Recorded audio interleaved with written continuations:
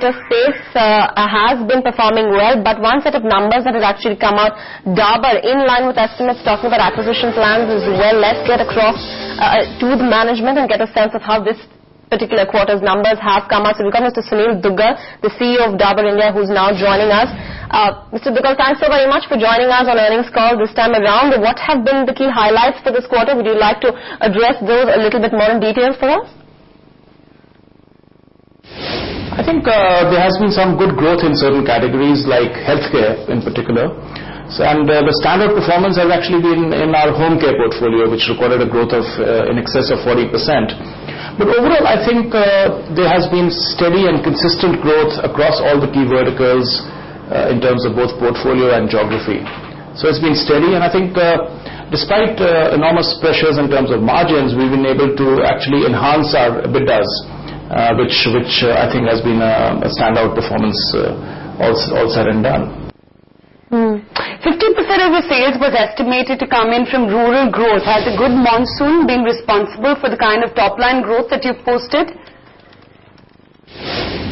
Partly, yes. The rural growths have been good, but nothing extraordinary. And I think the full impact of the rural growths will be felt in the third quarter, hopefully, when the crop comes into the market and people get their money, the farmers get their money. So we expect the growth in the rural markets to continue and accelerate as we go forward in the year. Right. Mr. Duggal, the results have pretty much been in line with estimates. What has been the percentage of sales coming from the rural regions this time around for you? And also, if you can give me a sense of what kind of growth has coming from key SBUs in the quarter. Close to 50% as of now. We get close to 50% of our sales from rural markets. Right. Mr. Duggal, my co-anchor just asked you about the growth in SBUs. Could you highlight that also for us a bit? Yeah, I think the domestic business clocked around 14% growth aggregate, the international around 18%, which led to a consolidated growth of around 15%. And the growth has been pretty steady across both our two key domestic businesses, consumer care and consumer health. Consumer care was a little bit ahead at around 15%, consumer care at around 12%. So it's been, again, a fairly steady and consistent performance. The foods has been a little bit ahead of the pack at 21%, but then it's normally the case. So overall, international has been a little lower than what it normally does because of some problems in some geographies. We expect the growth to come back to 20% plus levels in the third quarter. Mr. Duggal, what about product categories? I mean, any pickup seen in different product category sales, especially shampoo sales? Have they shown a bit of an uptick? Yes, there has been a noticeable pickup. We expect the pickup to gain momentum in the third and particularly in the fourth quarters. And we have been able to now rework the marketing mix. But it'll take a bit of time to have its impact on the ground, but some signs of that are already visible. Our market share, in fact, has gone up by around 0.5% from 6.1 to 6.7, and I think that's a very positive sign. Right. Your international business maintained a 25% growth. Are we going to see this kind of trajectory in the near future as well? Yes. I think the basic problem which we faced was in Nepal in the month of September, when there were some local anti-India campaigns against products of Indian origin, and that led to some decline, which we believe we have now fully recovered in the month of October, and growths in Nepal for the rest of the year should be apace at 20% plus.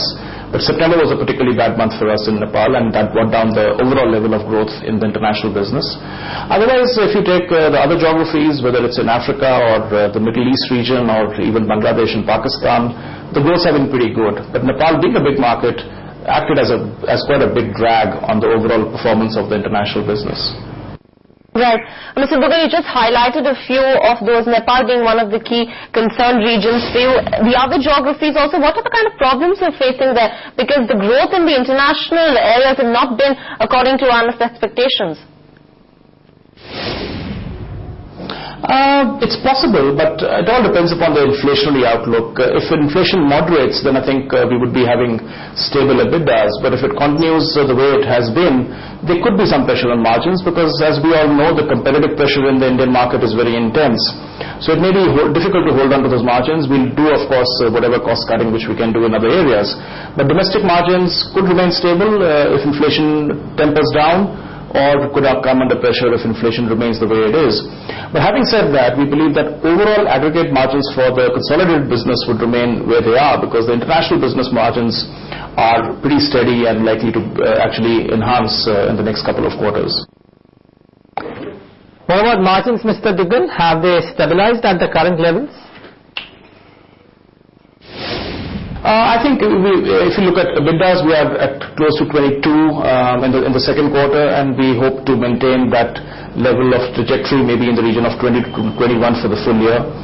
Second quarter margins are typically on the high side, but 20-21% EBITDAs is what we hope to end the year with.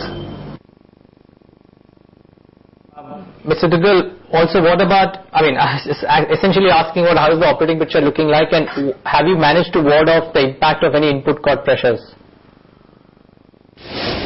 Not fully, certainly not in the domestic business. Our gross margins have contracted by around 200-250 basis points. International margins have actually expanded marginally, so that's offset some of the loss of the domestic business.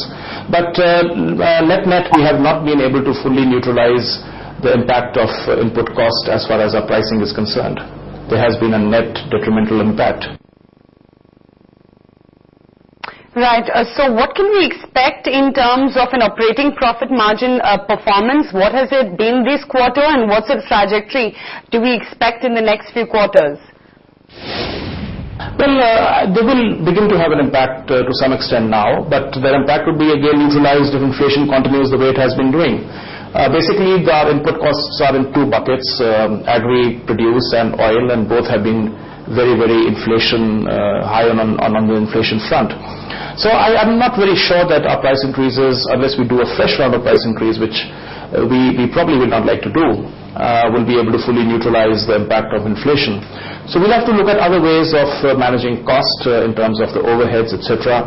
And fortunately, the international business, the inflation impact there is almost zero, so we'll be able to hold on and enhance margins there, which means that the aggregate margins should be pretty much the way they are looking as of now. Thanks, Mr. Duggal, for joining in today and giving us that bit of perspective. That's Dabur India, 103 rupees in trade, 1.5% down. Devan, have you looked at the charts of this one? Probably, I asked somebody else in the morning as well, and I was given a view that it's probably sideways, not too many movement, either on the upside or the downside. What's your sense? It was kind of attempting to break out of the small trading range between 100 and 105, but I think that attempt is just still there. It's just still stuck up in that range. I think if you were able to have a close above 105, then there's a good scope that the stock could head all the way to 115 on the higher side. But right now I think it's just stuck in the range. So if you get a move past 105, possibly with a 2% stop loss, you could have a long trade going on this one. Alright, take a break on that note, come back and talk about more earnings. We'll stick to the financial space, if I can call it that, NBFCs, brokerages, lots of earnings that have come out. We'll talk to management in just a bit. Don't go anywhere.